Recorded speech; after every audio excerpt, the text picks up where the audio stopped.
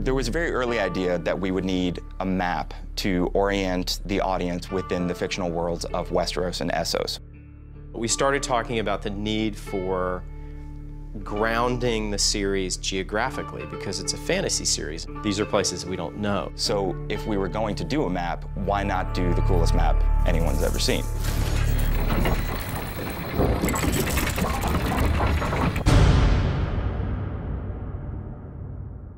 We think it's going to be helpful at the beginning of every hour to be able to see where everybody is in relationship to everybody else. The idea is to help the viewer understand the geography of where all this stuff is happening.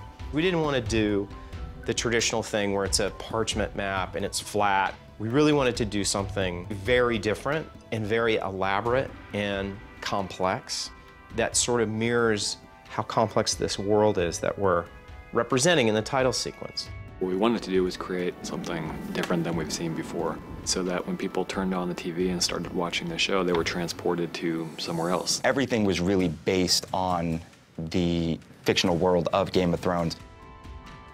We knew there were some really important families and houses that this first season sort of covered. The design of all the buildings, the design of the terrain, this all comes out of the world of the show. The art department from the series sent us a lot of their concept art and visual reference and stuff. Knowing how authentic everything in the actual series needed to be, we felt that we had to match the authenticity of the series in our title sequence. The initial idea was, we'll build something in the computer that looks like it's the real thing. If we had our druthers, we would have loved to build the whole thing and just shot it. We wanted everything to feel handcrafted. Everything we're doing is very organic, so it's all woods and weathered kind of materials. We sampled metals, we sampled leather, we sampled different woods. We wanted to make the map seem like it was built by these mad monks in a monastery someplace. The first time we saw the first mock-up of one, it looked so much like a real model that we wondered if some team of guys with like jigsaws and balsa wood, like hard at work building miniatures. The shape of this world is an inverted globe. The world is not actually on the outside of the sphere, it's on the inside of the sphere. It's its own little universe. In the center of it all, if you looked up, what we see as the sun is this giant astrolabe, right? This huge sort of orbiting bands with this like core made out of glass that's on fire. There are these bands that contain depictions of all the biggest historic events that happened here. And I thought it would be, a great climactic moment if the actual title was revealed in a sort of eclipse within the astrolabe. We wanted to have these locations be mechanical. They sort of emerged out of the surface of the map.